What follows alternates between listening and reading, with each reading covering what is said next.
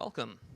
I wanted to welcome everyone to the event tonight. I'm Tim Groling. I'm the outgoing chair of the Communication Studies Department. This is the, sad for you, nice for me. So this is the sixth year of my term, and my colleague Greg, where is Greg? Greg Bryant is going to be stepping in as my interim chair before the dean selects the new chair.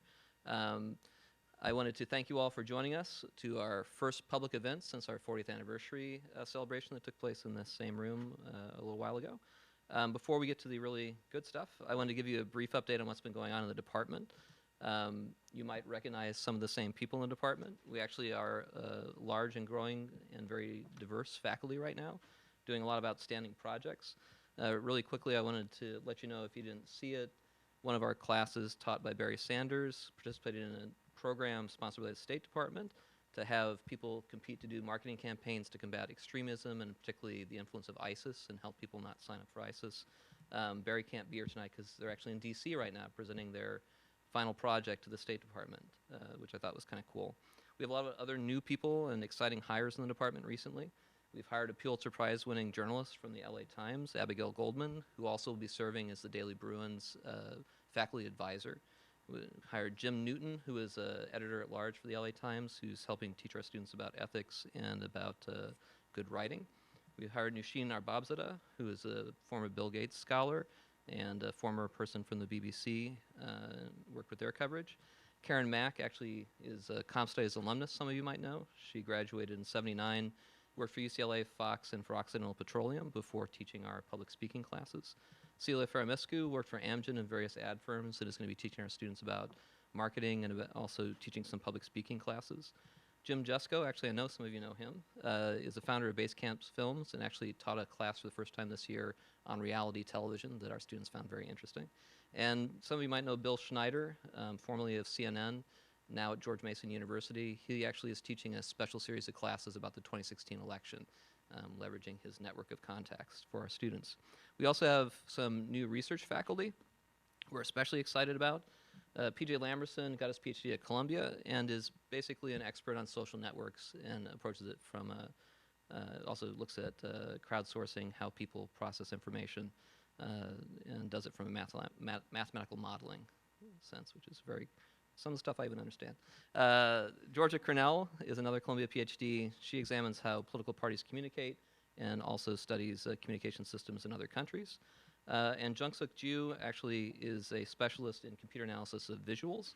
So he's actually delaying his start so he can work at Facebook for a year in their research division and will be helping us do some really cool things with especially television news. We've also gotten our approval from our dean to do some more hiring in the future, which will help us do something we've been trying to do for a long time, which is establish a new graduate program in communication. The PhD program is something we're very excited about. We'll have wonderful students helping TA our classes, helping with our research, and going on to help change the communication discipline. You might also know some very memorable people in communication who have recently retired, including Marty Gregory, who's here tonight, and Paul Rosenthal, who couldn't make it tonight because he's traveling. Both of them were part of communication studies from the very earliest days. You can talk to Marty after the event, I encourage you to, but I want to talk a little bit about Paul Rosenthal and his life's work. He started archiving television news, some of you might know, in 1973, and now that collection is one of the largest in the world, has hundreds of thousands of hours of local television and national public affairs programming, and is a truly massive and irreplaceable collection of this type of news that wasn't indexed anyplace else. We've actually started, as of literally right now, collecting that material and starting to digitize and index it using a room full of computers and old VCRs. I've been scavenging on eBay for months and months. My credit card statements look crazy. We have assembled an army of work-study students and are doing this as efficiently as we can. I did want to say, if any of you have a Betamax VCR in your garage that's just sitting there and works, they're surprisingly hard to find. And we have 10,000 Betamax tapes that we need to digitize. So any equipment you have in that regard would be helpful. In addition to just moving the material off these tapes, which are decaying, we're hoping that this will allow the public to make much better use of this material. We are trying to do this in a copyright compliant way and are very excited by some of the tools we're developing. I also wanted to alert you, if you're unaware of it, we have a Comm Studies channel on YouTube. It actually is mainly a collection that was recorded by communication studies faculty, or speech faculty as they were for part of the time, from the 1950s and 1980s at the UCLA campus. So if there's a campus speaker you really enjoyed when you're on campus back in the day and want to go hear them, we've found and have digitized over 500 of these and are gradually uploading them to the collection. There are some gaps. We have a gap from around 76 to about 83, unfortunately, that we haven't. So actually, if you have recordings of your own during that time, that'd be cool if you let us know. Right now, that channel on YouTube has 500 videos, actually 496, but we're releasing 2 a week. And we actually have more than 500,000 views so far. So it's been very popular. Actually, our most popular video was Martin Luther King speaking on campus 40 years ago. So that, actually, when we release that, that's what that spike is. So I love data. We have a couple other new initiatives that we're very excited about. Partnership UCLA is a tool we've been using to engage alumni and community members to help support our program and other programs at UCLA. It's been helping students get mentors, help them with internships, hands-on training, guest lectures, classroom activities and labs, and some of you are also familiar with the College Fellows program that is run through Partnership UCLA. And also Startup UCLA was founded in communication studies but is now serving the entire campus and is part of the new Blackstone Launchpad initiative on campus. So it's been bringing a lot of people back to help mentor students as they try to start their own businesses, and is a very exciting effort. So that's all I wanted to tell you about our stuff, and now I wanted to tell you about our speakers. Sandy Grushow, who most of you know, is a communication studies graduate, 1983. That's actually strange how both our speakers are from 1983, but you guys didn't really know each other when you're on campus, right? You didn't hang out? Okay, they did. We didn't like each other. Okay. They've gotten over it, though. So at the age of 32, Sandy became president of the Fox Entertainment Group's entire network division, making him one of the youngest executives to ever hold the title of network president. During his leadership at Fox, he oversaw the development of some of my actual favorite TV shows ever, including The X-Files, Melrose Place, not those two, Party Five, X-Files sometime. Anyway, so Mad TV, Boston Public, American Idol, 24, The OC, which I've heard somebody actually was inspired to move to California based on The OC. The Bernie Mac Show, really quite good, House, and many others. Any others one you want to shout out to? That's good? Okay. Currently, he is CEO of Phase 2 Media, a company composed of both a strategic advisory practice and a television and digital production company. Sandy is serving as our 2016 Bruin in Residence for the department, which is a program that welcomes notable alumnus to campus for several days to get a true Bruin experience within the Communication Studies department. The Bruin in Residence has the opportunity to meet with faculty, guest lecture in the classroom, and hold office hours and informational interviews with students. David Neuman, who is also, as I mentioned, a graduate of our program in 1983, is a principal of Blackrock Productions. He served as a president of Walt Disney Television, chief programming officer at CNN, vice president of comedy division at NBC, and is currently the president and executive producer of Blackrock Productions, which focuses on film, television, and digital media. David served as our inaugural Bruin in Residence last year, and we are glad to welcome him back to help participate in the program this year by interviewing Sandy. So join me in giving both of them a big hand.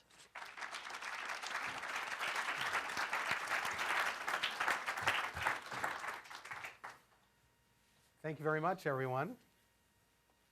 Sandy, David. thanks for being here. It's a pleasure. Big news today, big announcement in Variety. Would you like to tell everybody about that? I think it's quite exciting. It probably requires a little bit of context. After spending 25 years at Fox in traditional media, starting in the movie business and then moving over to television, I left Fox, I guess, in about '07, and like a lot of people in this city, sort of caught the digital media and technology bug. And so I decided to get a second education because I knew very little about the space. And I started to spend time down in Silicon Beach at what's called accelerators. These are companies that give young entrepreneurs $50,000, $100,000 office space and bring in mentors to help them build their businesses.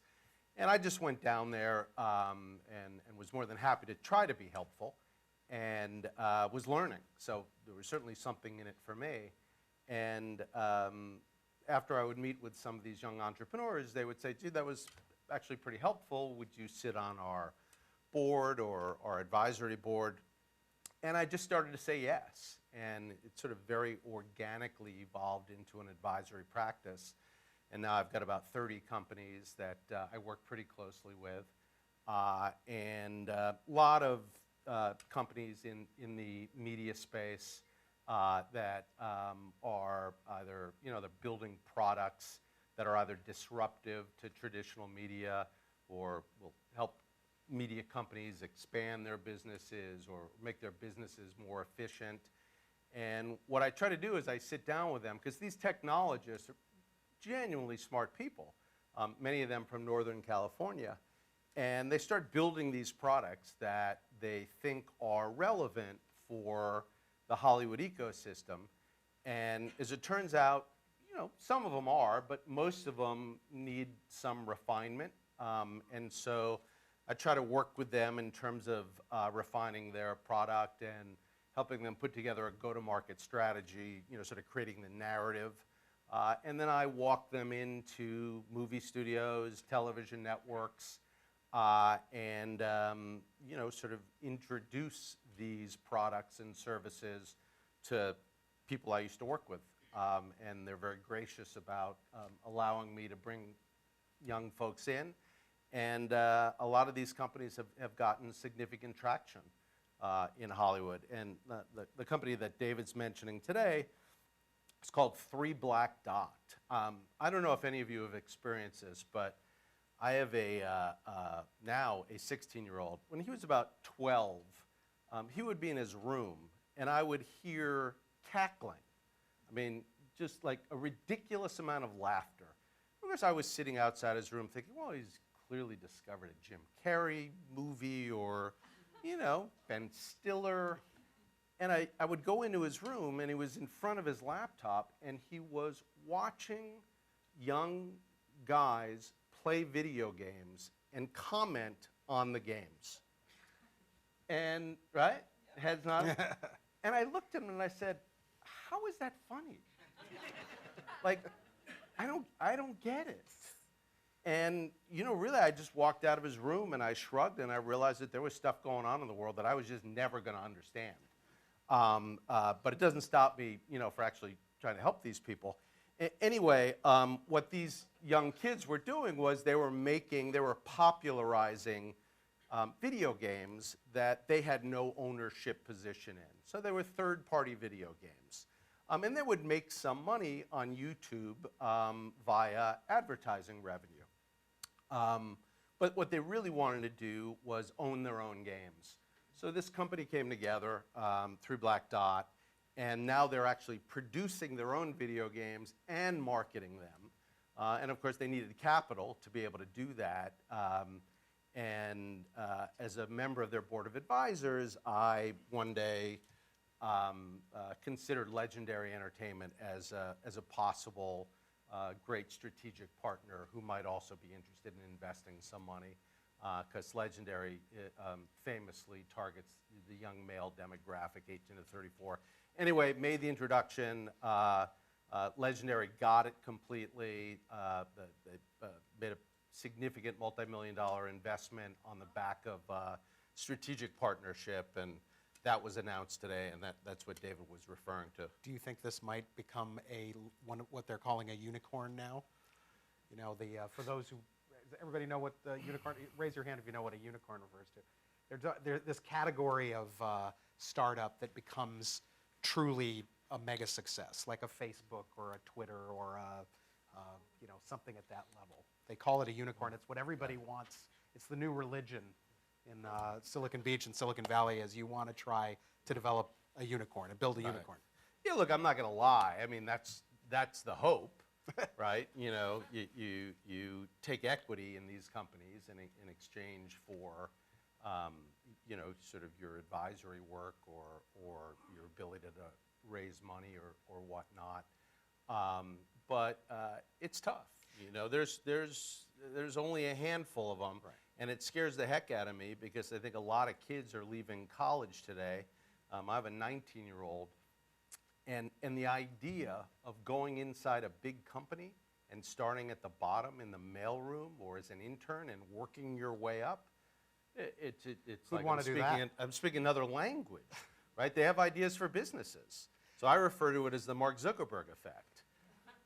Right. So I know you probably love all your children equally, so to speak, and on the professional side, but you're involved in quite a number of companies. Are there one or two others that you want to highlight and say, I just smell a big success with this, or tell us anything about them? Well, there's one that's already, sort of popped. It's called Tradesy, and it's an online marketplace for women to buy and sell clothes out of their closets. And I met this woman at an accelerator down in Silicon Beach. It was called Launchpad LA. And I was introduced to her, and I asked her what her biggest challenge was, and she said customer acquisition costs. And I looked at her, and I said, let me ask you a question. If I could somehow create a cable television series which would integrate your platform, how valuable would that be? And she looked at me like, is that a trick question? And I said, no. She said, well, how much of my company do you want to own? And I said, right now I don't want to own any of your company, right? I'm here as a mentor. I'm here to try to be helpful. If I'm able to get a television show on the air, I'm sure we'll have an appropriate discussion about, those issues. And as luck would have it, actually I left the office, and I'm sure she thought she was never going to hear from me again. And I went to an unscripted production company that I knew called 5 by 5, and I talked to them about this company. And within a half an hour, we had sort of cracked an idea for a television show. I called her, and again, she was shocked to hear from me. And I pitched the idea, and she said, I think it's great. She said, well, what do we do now? I said, I don't know.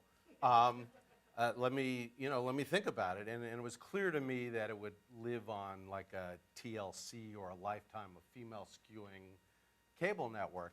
But I have a very good friend named Mark Pedowitz, who's the chairman of the CW. And I called Mark on a lark, and I said, I just want to come over and pitch this show to you, because you guys are in the business of speaking to young women, and I'd love for you to give me some notes so that I could take it out and pitch it to cable networks.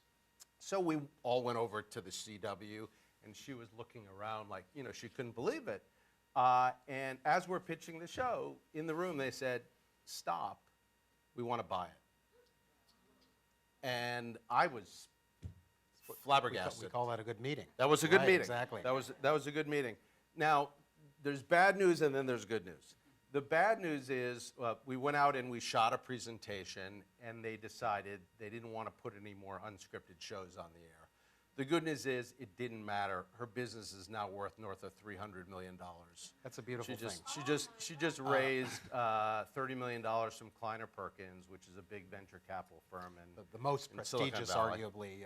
arguably. And yeah, so that's kind of how it happens. What's the biggest challenge, Sandy, of coming from traditional media, and you learned from some of the smartest people in traditional media, and then transitioning over to the world of the sort of new digital entrepreneurial universe? What are the traps that you fell into, and or what are the smart things and what are the dumb things that you sort of learned in that process? I would say this is not false humility, because it really is true. One of the biggest challenges is feeling like the dumbest guy in the room, right? Absolutely. When these technology guys start to talk about their businesses, I don't know what the hell they're talking about half the time, right? Is the learning curve kicked in? In other words, do you find yourself much more at ease with all that what now? what I realized is part of the problem is they don't know how to speak English. Right, and so what would happen is that 15 minutes into these meetings, where my eyes were rolling back in my head, the light would start to flicker, and I would say, "Let me ask you a question. Do you mean to say this?" And they'd go, "Yes," and I would say, "Well, why didn't you just say that?" Yeah. Right? They have. It's like you came from marketing, where the very first thing you're taught how to do is present something simply and cogently, and they came from engineering where that's actually not prized in the same way. I refer to it as the narrative. Yeah, Right? right. They don't know how to tell stories. Right? So they need people to actually help them do that. So that's become, sort of my niche since I'm a storyteller. Tell me if something stands out for you, a salient thing you've learned where you were like, you know what, I was dumb before and this has made me a lot smarter. There is no one point. I mean, I get smarter every day. Right? What I realized was after 25 years in traditional media, the movie business, and then mostly on the network television side, I knew everything there was to know. Right? It didn't mean I was any more capable of being involved in a successful television series, right? But I understood every aspect of the business. In this new world, every day is, it really is a learning experience. And, I've been facing it this week. As I've been a Bruin in residence, I've been on the phone with, several of the companies I'm working with.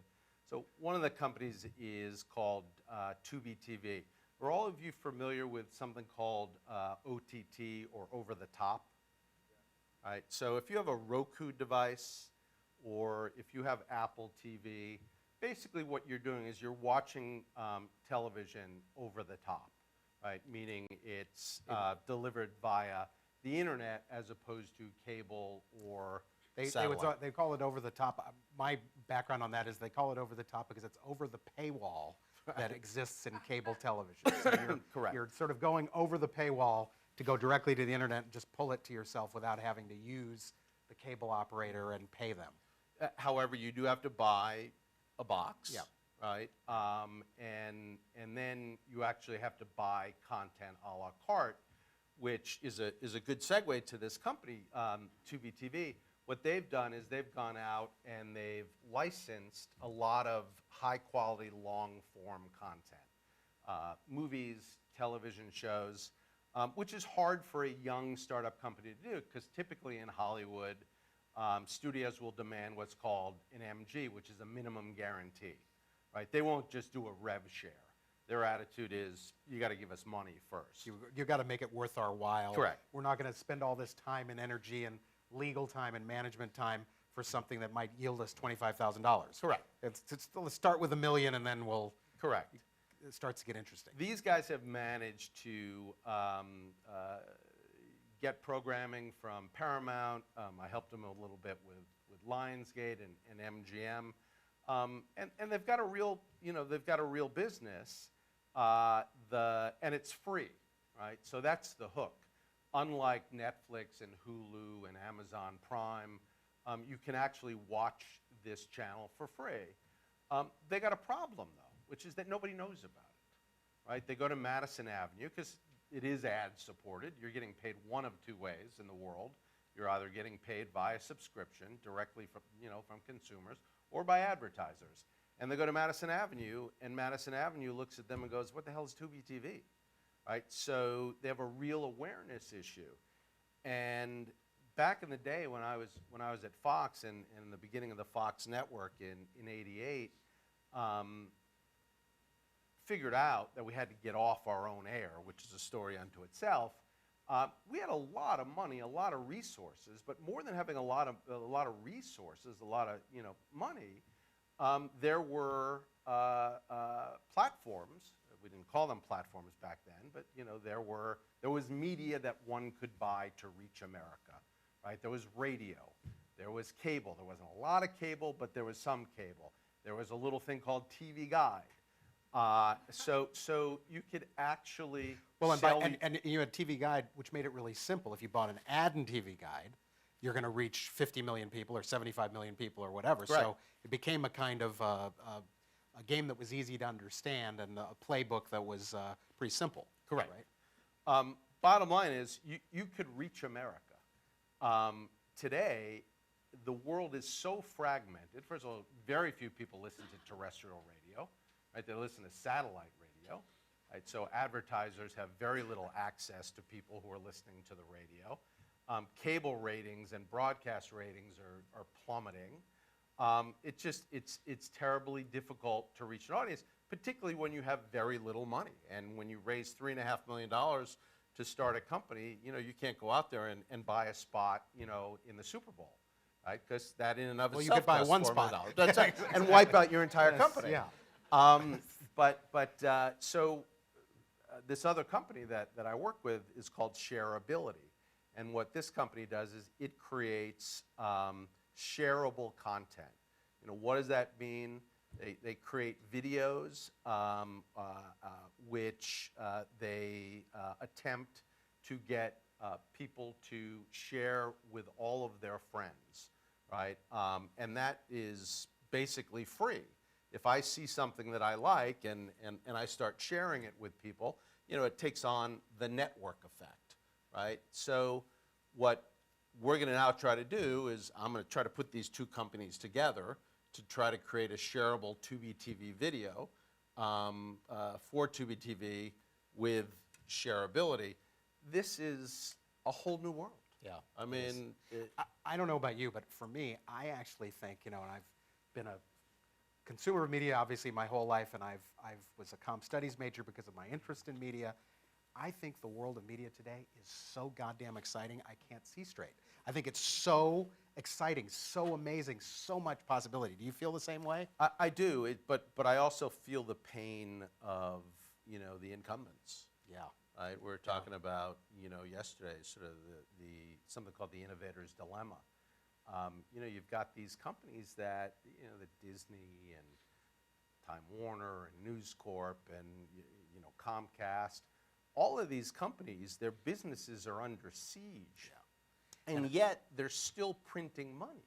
Yeah. But at the same time, as somebody who's sort of been, on all sides of this game, I got approached by an executive recruiter for one of the big media companies. And there's a cable channel that they're looking for somebody to head. And I thought to myself, I'm like, you know what it's going to be like to have that job? Every day you're going to walk in and you're going to watch your market share go down another little notch and another little notch every day. And you know what? I've been in companies when you get to that point on the graph where this notch reaches the revenue curve, and it just turns into such a, kind of death spiral kind of thing. So it's very intimidating. Now, this doesn't happen to be a job that appeals to me or is interesting to me, but I do feel at the same time as how exciting it is, if you're an incumbent, absolutely terrifying. Yeah, it's more exciting, for the disruptors, right? It's more exciting for the kids up in Silicon Valley who are, trying to take everybody's lunch. No, on that note, you were one of the original disruptors because you were at Fox, which was the insurgent network.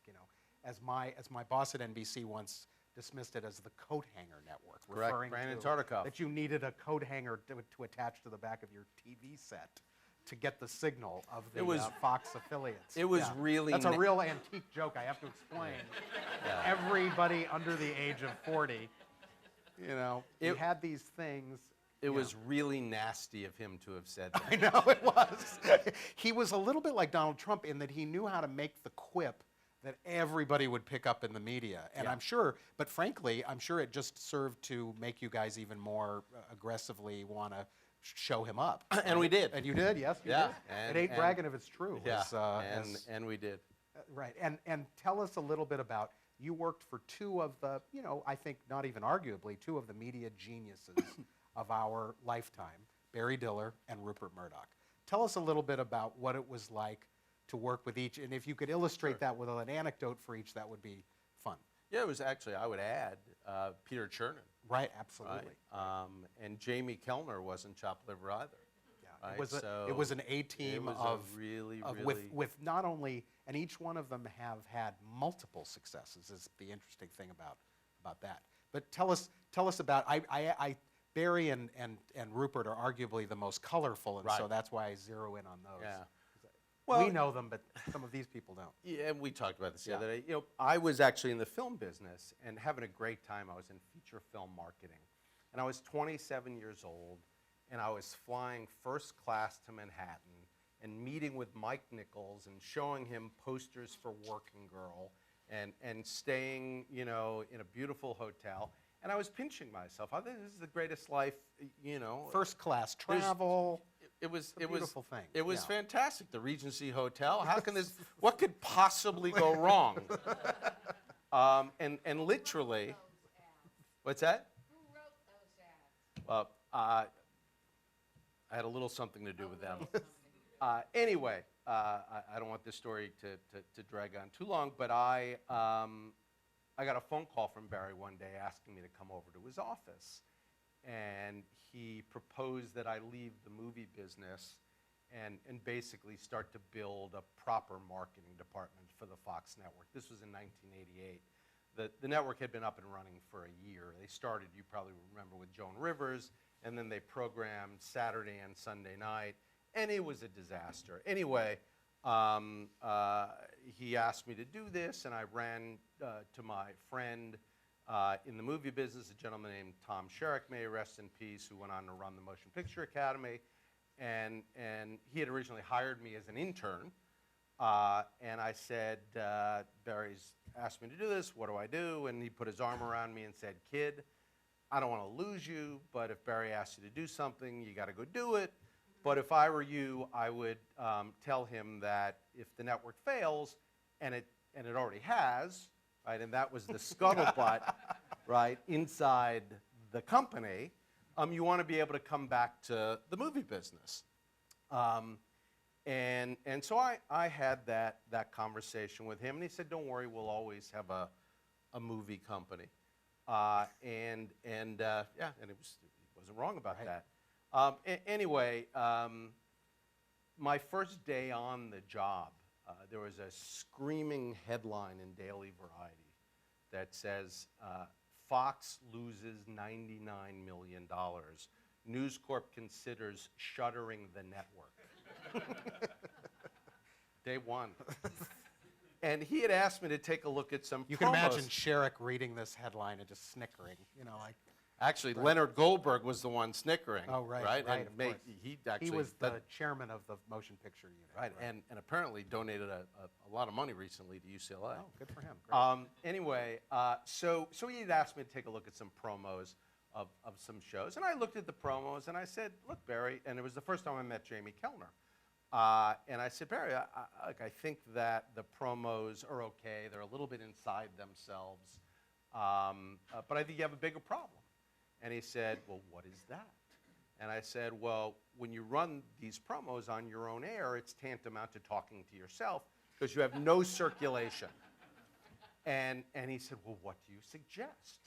And I said, and that's actually the way he speaks. Yeah, no, he speaks much tougher than that, honestly. And I said, well, I think we have to get off our own air and buy radio and whatever little cable existed in the day. Which wasn't something that was conventionally done at that time. Nobody did. Networks were completely self-contained in their promotion. You Correct. watched NBC, and then NBC would tell you what its next Correct. series was going to be. Correct. So I said, you know, I need, I think, like $5 million.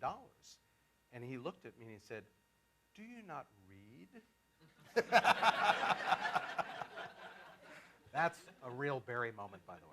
That's And I said, well, if you're referring to Variety, I do.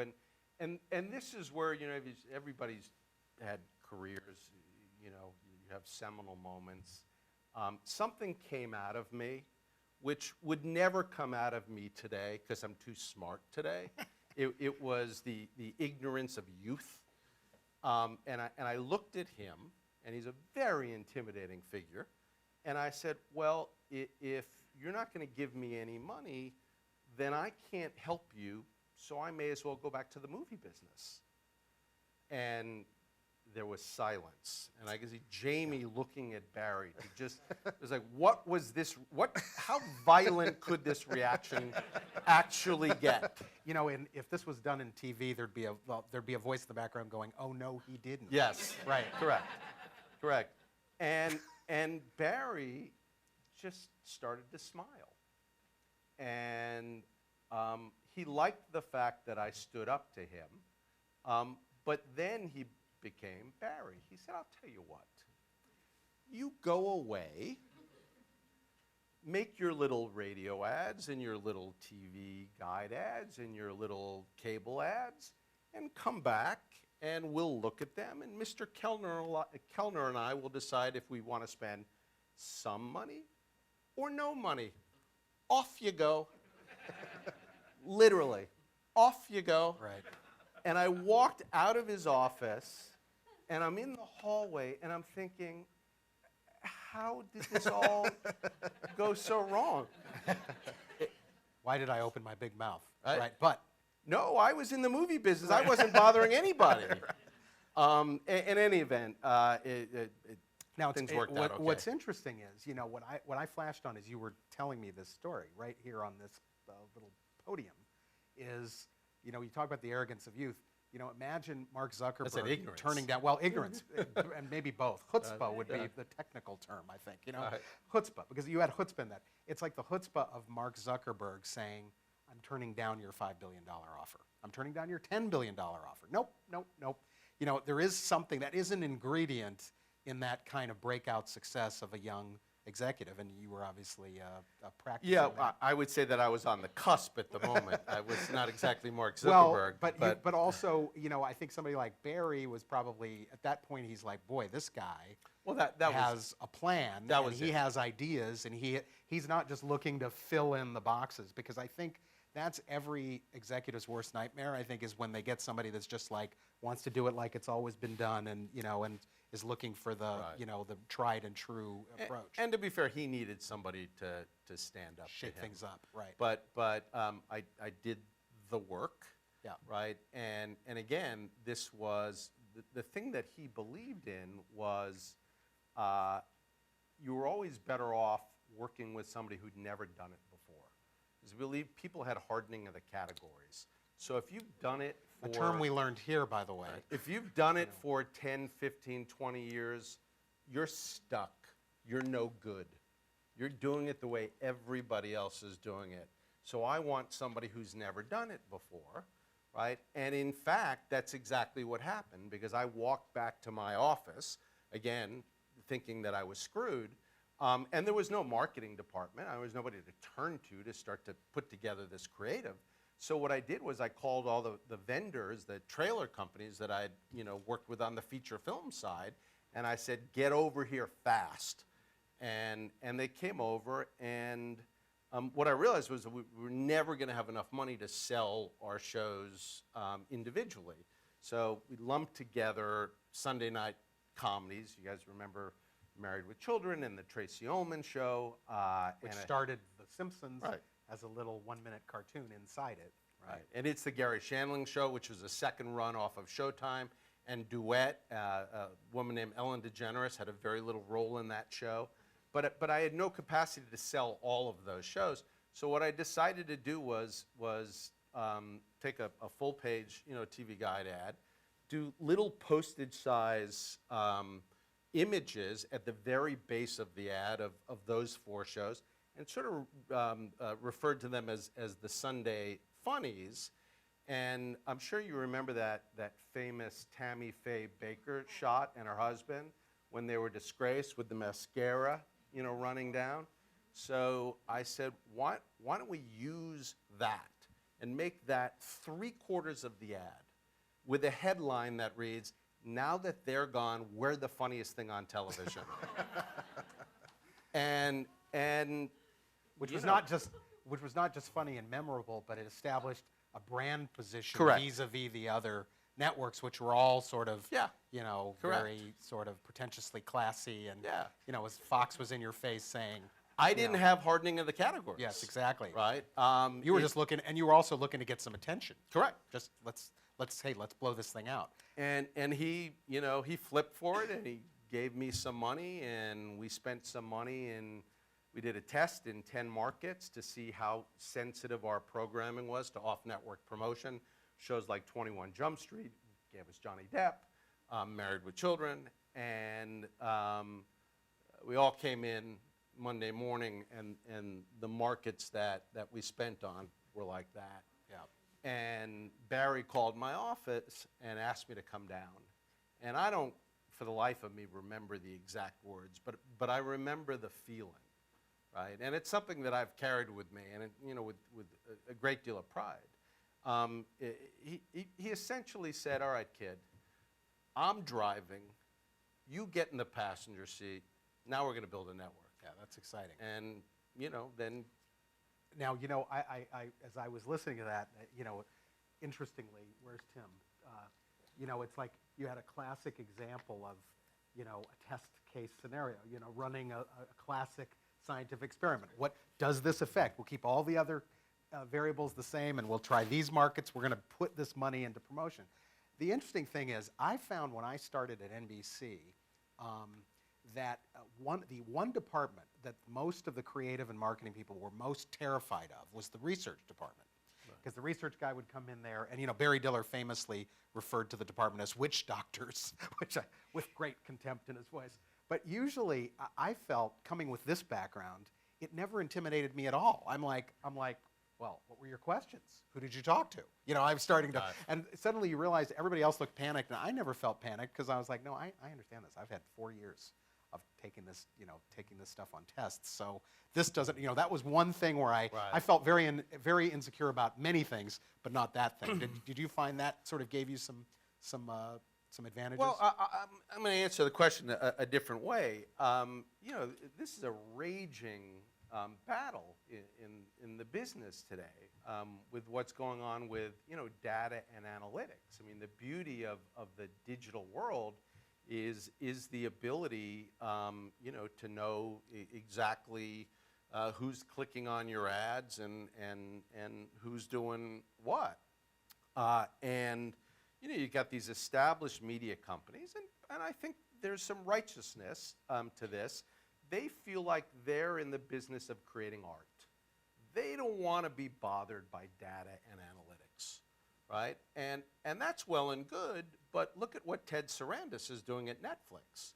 I mean, this is a guy who is, studying data-driven company. Correct. Right. Correct. Algorithms, and it's starting to creep in. But I'll tell you, it is dangerous. I mean, before I went over the network, again, I was in the movie business, and this is when I was very young. I think I was maybe like 25 at the time, and we had a movie. It wasn't even finished yet, and we did some test ads for it. And all the feedback came back, and these were focus groups, right, because that's all you sort of could do. And the feedback was there wasn't a human being alive that wanted to see an action movie with Bruce Willis in it. Interesting. So we all in the marketing department, our first reaction was, oh, this is going to be our fault. Yeah. Right? Blame this on us. Blame it on the marketing department. My reaction was, because I was so young, like, how is it possible that the production department didn't do some research, right? This is insane that they made this movie with Bruce Willis in it. And lo and behold, Die Hard worked out okay. Yeah. Right? So sometimes, you got to tell the audience what they want. What did research get wrong? Why did that? Because Well, many times what happens is I heard one of the Zucker brothers talking about making Airplane, and apparently Jeffrey Katzenberg hated it, according to him, and everybody thought it was going to be the biggest turkey, and the producers went back and cut 20 minutes out of the movie just trying to, and did a test screening, and the test screening went so well that they got Paramount to release it, and the rest is history with Airplane.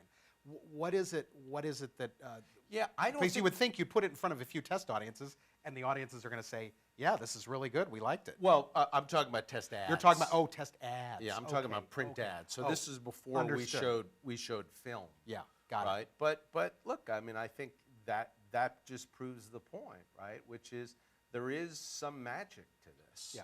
Right? It can't all be data driven, and yet people in the entertainment business today who are completely, turning a blind eye to the data and analytics that are now available to them are fools also. Yeah, right. So Exactly. there's this tension that that takes place inside these media companies today. That's pretty interesting. Yeah. Now, you worked for one of the legendary disruptors, Rupert Murdoch. a very different personality from Barry, but in many ways kind of, they were both sort of disruptive types, and they delighted in upending existing industries. Tell us a little bit about working with Rupert and the kind of input he would give that illustrates what his brilliance is. It was miserable. He's a tough guy to work for, right? Genius, right? 2 left feet creatively, right? He didn't get the creative process like Barry did. Barry was left brain, right brain, like Peter Chernin, right? Rupert, forget about it. No creative instincts. But what was so interesting about all of this, if we're going to be honest about the way the story gets told, nobody knew what Fox ought to be when they raised the curtain on it. You take It was Rupert very Murdoch. the first day was very conventional. Rupert Murdoch, Barry Diller, 2 of the smartest guys who've ever worked, I would say, in business, right? Yeah. Forget about the entertainment business. Right. They went out and they programmed a bunch of very conventional shows to compete with what was then a 3-network economy, ABC, NBC, and CBS. And they went out and bought shows that were actually quite similar. Patty Duke, Karen Song, Bill Bixby, and Beans Baxter. Duet. George C. Scott in And Mr. President. Right. And America basically said, are you kidding? We are not going to channel 65 on our UHF dial and taking We're not out, adjusting the coat hanger and to taking that out the tin foil frequency. for that stuff. Right. It wasn't until we started to get a little bit of a blip out of 21 Jump Street and a little bit of a blip out of Married with Children, and then of course really The Simpsons, that we had the aha moment, which was that there was an entire audience in America that had actually been disenfranchised by the big 3, right? There were young people who were not really interested in watching The Cosby Show, right, in its day. And so, or at least after a while. right. And so we kind of stumbled into it, right? And that the story rarely gets told that Right. way. We knew exactly what we were doing, Yeah. right? Well, I remember that when Married with Children was in development, because I was friendly with the guys who created it, the shorthand was not the Cosbys. Yeah, well, it was they ain't the Huxtables. Right. Yeah, Right, exactly. Yeah, which was the the line. When you look at that period of your life, any favorite other people to work with? Any stand out to you as, wow, I got a chance to do a show with so and so, or I got you were the guy who greenlit Chris Carter in his first original series. Yeah, I guess the one standout, and it's because I had some experience working with him in the movie business, so I had a relationship with him, was Jim Brooks. Right? I mean, I was a fan of Terms of Endearment. He made movies about people. I still wish he would make movies about people. I'm so tired of hardware. But he created The Simpsons. And what was his genius as you looked at it? What was it that he did that was particularly special and singular relative to people who do that? He understood pathos. They always said that what I always heard about The Simpsons was he's the one who brought the heart. If you look at Matt Groening, it's funny. Sam Simon, who was another one of the people involved in the creation of it, very edgy, very caustic. That's where you get that kind of hip, edgy kind of humor coming from those things. But it was Jim Brooks who said, you've got to put heart in this. You've got to have, this family has to love each other. Yeah, if you go back to the very first episode, the special called Santa's Little Helper, with the dog that ran away, that was all Jim. I mean, that made you feel. Right. Yeah. And he's just, and I'd worked with him on broadcast news. Right, on the feature film side. So Pretty transitioning from that to The Simpsons was great. Was great fun for me. Did you have any? What with Star Wars on my mind? Did you have any Darth Vaders in your life? Did you have any adversaries that? Oh my God! That kind of. Any that. How much time do you guys have? Tell us about some encounters with some great adversaries. Well, it was Rupert on your way up. It was Rupert, and Rupert. Right. you know, he would come into my office at 8 o'clock in the morning and give me grief about something, right? And it didn't matter how good the ratings were the night before. They should always be better. They should always be better. Isn't that something? Interesting. Right? And it was very unfortunate. You talk about a rough break. My office was in between his and Chernon's. So every time he wanted to go see And as Peter, I recall, they were literally interconnecting. Was it those interconnecting offices on the same no, they floor? weren't interconnecting, but they were close enough. yeah. Right? And so essentially every time Rupert wanted to go see Peter, he couldn't stop himself from stopping off into my office. and it was never good news. It was never, right? So I'll give you one. We bought this show called American Idol. And I desperately wanted to try to get Simon Cowell to make a multi-year deal, right, to come from the UK to the United States to do the American version. We didn't know it was going to be successful, right? In fact, there was a meeting where Peter Chernin, you know, had a bunch of us in his office like 3 months before the launch, and we were talking about whether or not we were going to spend any off-network dollars on it. And Peter leaned back like this and said, "Is there anybody in this room who thinks this thing's anything other than a poor man's Star Search?" And there is not a hand that went up in the room, right? I always love those stories Right. because, you know, it's the William Goldman adage. Nobody which you knows quote all anything the about time. anything in Hollywood. Yeah, exactly. And Jeff Sagansky, the way he put it was, all hits are flukes. Yeah. I thought that was another good one. I agree. I have a couple of sort of classic questions, like biggest risk you ever took, and did it work out? Biggest risk I ever took. Did it ever work out? Wow.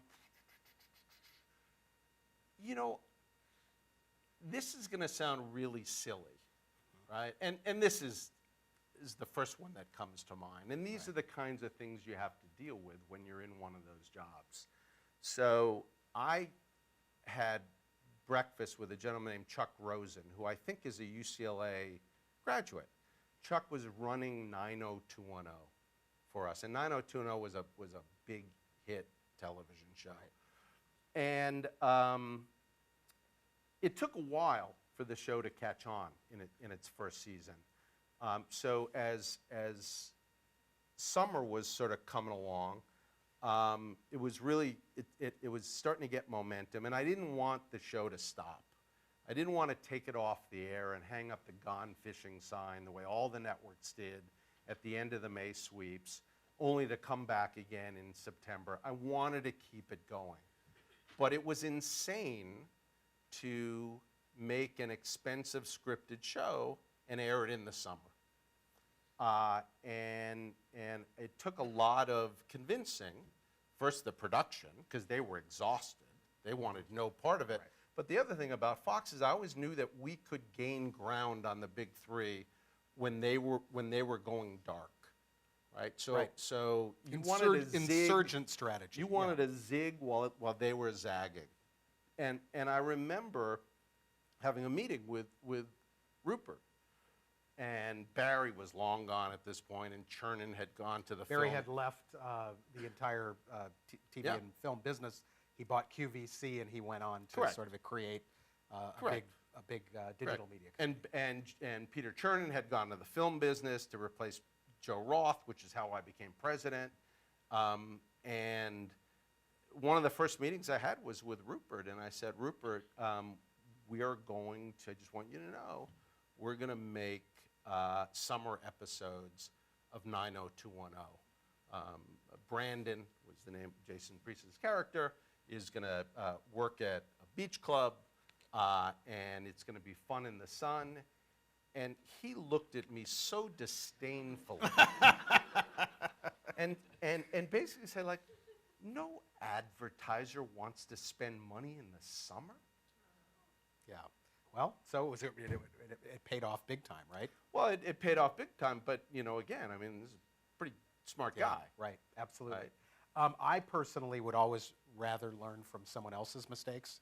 So if I can embarrass you and say, can you tell us about some mistakes of significance that you might have made and what you learned from those?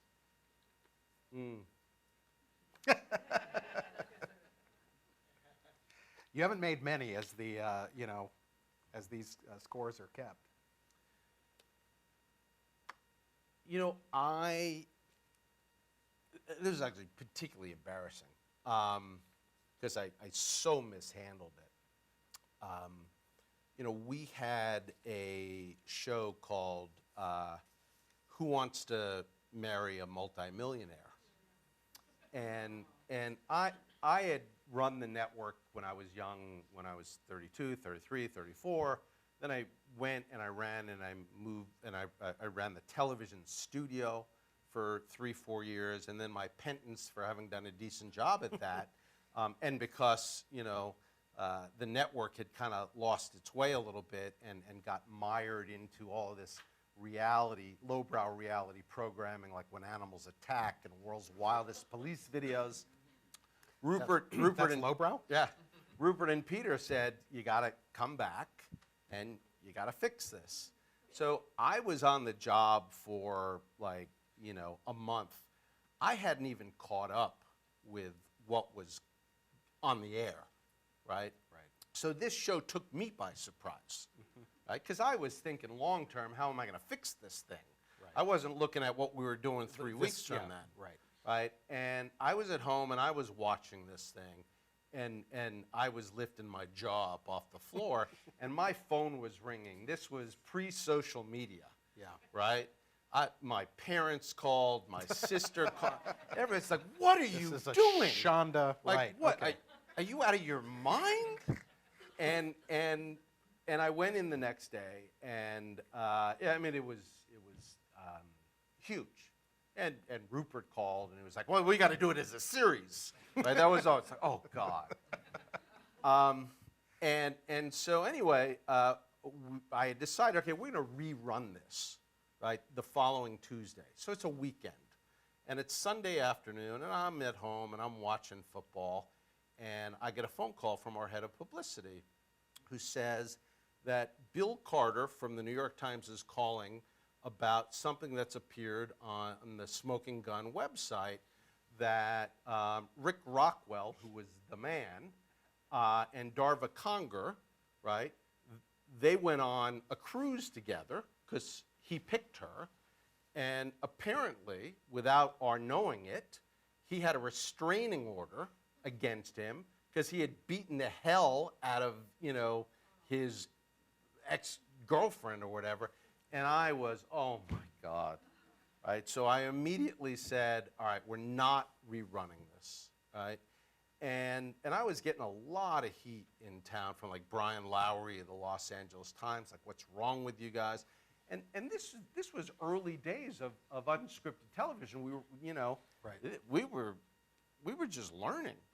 I mean, today no one would bat an eye. Well, true. And today they would have background checks on everybody a million ways from Sunday before they even, Correct. get anywhere near. And the it'd air. still be Right. problematic. Yeah. Anyway, long story short, I felt like we were getting killed, and you know, we were irresponsible.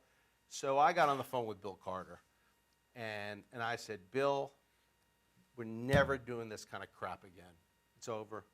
It's done. You know, this lowbrow stuff. This sounds like a setup. Never again. Next day, not the business section, the front page of the New York Times, Fox's Grushow swears off reality, Oh my. right? Yeah. Um, What was Rupert's reaction to the story? Well, I didn't hear from Rupert, right? I did hear from Peter, Yeah. who said, "No, Sandy, that may have been a little extreme, right? You know, we should be able to program, you know, populist entertainment." And I said, you know, you're right. I was definitely an overreaction on my part. And I paid the price because, lo and behold, you know, several months later, we aired Temptation Island, right? And I had to sit in front of, you know, the press at the TCA tour, and every single one of them, they were just sharpening their knives. Like, didn't you say?